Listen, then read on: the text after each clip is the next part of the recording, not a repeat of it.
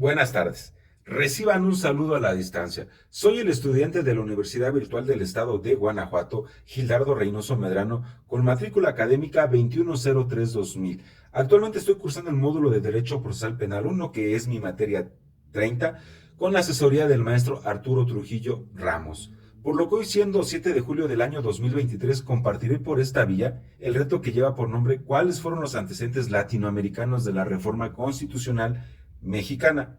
Bajo ese contexto, las instrucciones del reto enuncian la reflexión de la lectura, la revolución en el proceso penal latinoamericano, difusión de ideas legales desde la periferia, Centro de Estudios de Justicia de las Américas, a cargo del profesor Máximo Langer.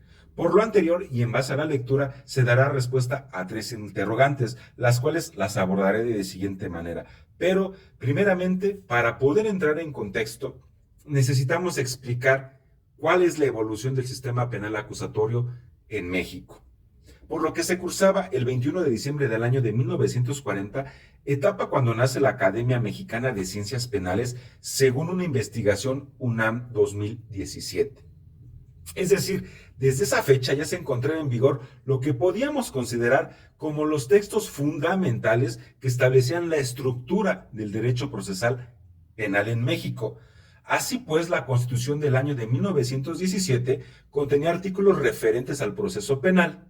En consecuencia, el Código Federal se inspiró mucho en el Código del Distrito Federal del año de 1931, en conjunto con la reglamentación penal del año de 1934, por lo que posteriormente estos dos códigos adoptaron este modelo y fue cuando se formó los códigos penales de los estados de la República.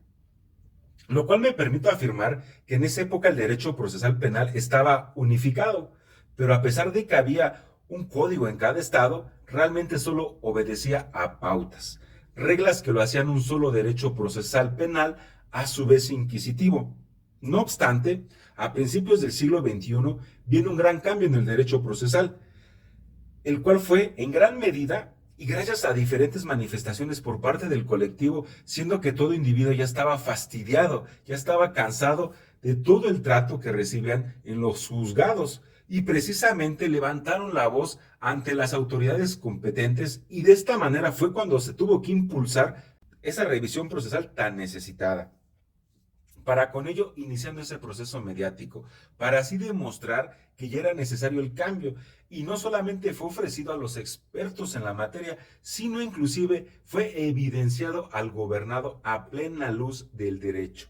Tan es así que existen dos documentales tan afamados, los cuales los tengo que citar porque son de suma importancia, porque de aquí también se desprende parte de nuestro sistema nuevo de justicia penal acusatorio, y el primero se llama El túnel del año 2006. Y el segundo, que es un documental también tan criticado, Presunto culpable del año 2008.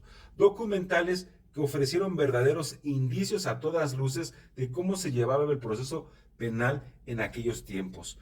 Precisamente estos documentales fueron la punta de lanza y el percutor que fraguó nuestro sistema penal, con la intención a todas luces de que se evitara a futuros escenarios esos ofrecimientos al gobernado, lo cual siempre era dable ofrecer, donde no existía para pronto el principio de inmediación, algo de suma importancia en cualquier juicio, por citar un ejemplo.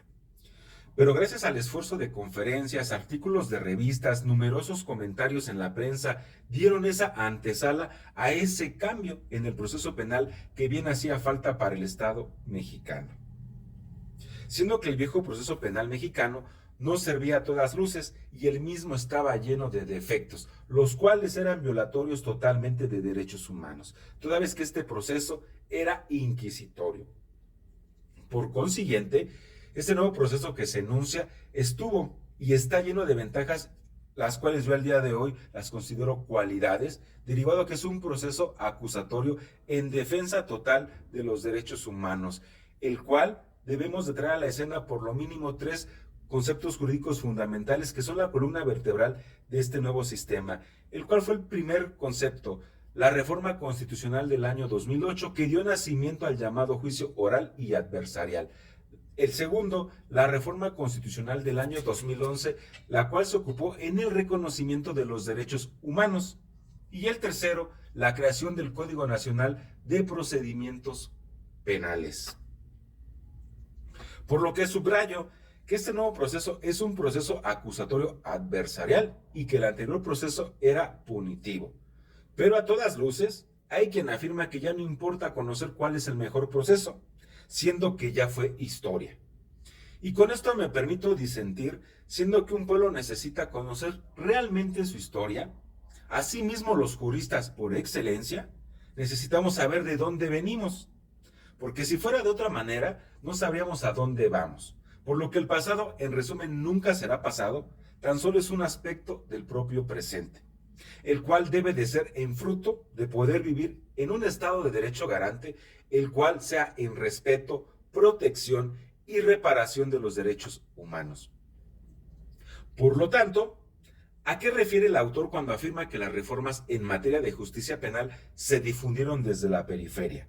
Por lo anterior, el doctrinario alude que durante nuestra historia detallada en materia penal han existido unas olas de reformas procesales penales y estas han sucedido precisamente en Latinoamérica.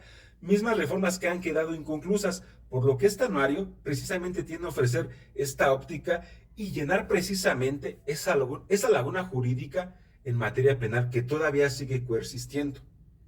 Por otra parte, se refiere a que la justicia penal siempre debe de ser impartida, a su vez difundida desde su centro medular hacia la periferia. En otras palabras, estas reformas se deben de aplicar de países totalmente desarrollados a países en vías de desarrollo en materia penal, es decir, desde el occidente al oriente y desde norte a sur, para con ello dar como resultado ese abanico dinámico de probazas que sean idóneas en materia penal de los países adoptantes.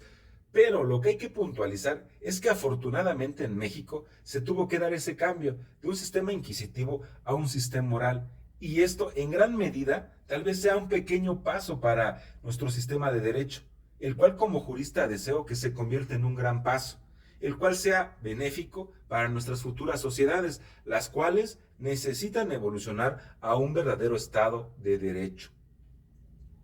Por otra parte, ¿qué distingue a los códigos inquisitivos y a los códigos acusatorios en Latinoamérica? Por lo tanto, las reformas tienen muchas características en común, incluyendo la introducción de juicios orales y públicos, así pues, la introducción y el fortalecimiento del Ministerio Público. A su vez, la decisión de poner al Ministerio Público a cargo de la investigación preliminar. Asimismo, dar más derechos a los imputados frente a la policía, derivado que aquí nuestras policías en México es la famosa fábrica de delitos, los cuales siempre se generan en insto de los detenidos, hasta inclusive de los imputados, pero esperemos que esto cambie con esas reformas que se estarán dando subsecuentemente. Y así, durante esa investigación preliminar, se debe de incluir el principio de discreción ministerial, para con ello permitir mecanismos de negociación y resolución alternativa de conflictos, dando como resultado expandir el rol y la protección de las víctimas antes, durante y después del proceso penal. Es decir, en el sistema inquisitivo, los procesos y juicios penales eran burocráticos y lentos y escritos en expedientes interminables, y solo el que tenía interés jurídico podría acceder al expediente. Así como lo escuchan, solamente el que tenía interés jurídico, o sea, la cuota procesal procedente que se ocupa en los juzgados. Y así pues, la prisión preventiva era regla y no la excepción. Pero más sin en cambio, en el sistema acusatorio, las audiencias son totalmente públicas, con la presencia del juez, que precisamente cité hace instantes el principio de inmediación. A su vez, la intervención de las partes dentro del procedimiento, donde todas en conjunto están interrogándose y contrainterrogándose. A su vez, la prisión preventiva se dictará de manera excepcional cuando se trate de delitos graves, siendo que aquí, en este juicio, en este nuevo sistema, prevalece el espíritu de la presunción de inocencia, ya que se busca con esto buscar una cultura jurídica de libertades para todas las personas que sean imputadas. Y para finalizar esta batería de interrogantes, ¿cómo influyeron los actores internacionales en la formación y expansión a la red de activistas y reformadores de América Latina. Bajo este contexto, esta influencia se deriva gracias a las reformas internas que se suscitaron en Argentina durante la quinta jornada del Instituto Iberoamericano del Derecho Procesal, donde en dichas jornadas se identificó al Código de Córdoba del año de 1939 como el modelo para dar nacimiento a un código procesal moderno para dicha región. Así pues, de la mano, Costa Rica también adoptó este código en el año de 1973 y posteriormente a la década de los 80, un número de actores de Estados Unidos de América empezaron a trabajar precisamente en el área de justicia en el año de 1961. Fue cuando así Estados Unidos lanzó la Alianza para el Progreso y estableció la Agencia de Estados Unidos para el Desarrollo Internacional, por sus siglas USAID. Por lo que así fue que en el año de 1985 la USAID crea una oficina sobre administración de justicia para América Latina y el Caribe. Con ello comenzó a dar asistencia a los países de Colombia, Perú, Costa Rica, República Dominicana, Guatemala, Honduras, Panamá y Perú. Por conclusión, y el cierre de esta presentación, ¿qué relación encuentro entre el texto de Langer y la reforma constitucional en materia de seguridad pública y de justicia penal en México? Subrayo que todo esto es un aparato que va engranado entre los aportes del autor y la antesala que se generó en nuestro país. Es decir, en México el antiguo sistema penal era inquisitivo, el cual transitó a un sistema penal acusatorio, adversarial y garantista, según Álvarez 2010. Siendo que fue necesario realizar reformas constitucionales en la materia y crear un código que homologara el proceso penal en todo el país. Así fue cuando se creó el Código Nacional de Procedimientos Penales en el año 2014, el cual abrogó la reglamentación penal del año de 1934 y asimismo el rezago que tenía México en la procuración y administración de justicia, la cual era sumamente evidente en aquellas épocas y que hasta el día de hoy lamentablemente se sigue experimentando esto, ¿no? Este rezago en materia de justicia penal. Por lo que el objetivo del nuevo código es asegurar el acceso a la justicia, donde se establecen una serie de normas para sancionar los delitos. Con esto proteger al inocente, procurando que el culpable no quede impune y que se repare el daño en un marco de respeto a los derechos humanos reconocidos, los cuales se encuentran en la Constitución, a su vez en los tratados interamericanos donde México ha celebrado. Pero a pesar de la ayuda financiera y jurídica que recibió México en aquellos años, desgraciadamente, cuando implementó el sistema, tuvo muchas deficiencias, y las cuales me refiero a un nivel de infraestructura, cuestiones operativas, a su vez vacíos legales, que estos al día de hoy en la actualidad han suscitado tendencias en ámbitos jurídicos, académicos y grupos de la sociedad civil, mismos que ya están exigiendo una contrarreforma, la cual está en vías de reparación, y esto se deriva gracias a la sanción que emitió la Corte Interamericana precisamente al Estado mexicano en marzo de este año. Por consiguiente, la reforma constitucional en materia penal abordó un punto de suma relevancia por la situación actual que vive México, es decir, el tema de seguridad pública, algo que a todo mundo nos preocupa, siendo que literalmente los internos no tienen esa reinserción social en la sociedad, siendo que desgraciadamente las cárceles son la universidad del crimen, tal así como lo dice la doctrina del derecho. Y todo esto, todo lo anterior, es una maquinaria pequeña, pero al fin del día es algo grandísimo, el cual yo aplaudo, que espero que esté en vías de evolución, porque sí es necesario. A pesar de ver toda nuestra historia, yo me considero muy joven, mejor dicho, no tan joven, pero bueno, al final del día, a comparación de otras personas, tengo un poco menos de edad, y sí he visto que precisamente había muchos abusos. Y desgraciadamente, que bueno, enhorabuena, que esto ya cambió, y espero que siga cambiando. Y recordemos que todo debe de ser siempre en el marco de respeto a los derechos humanos.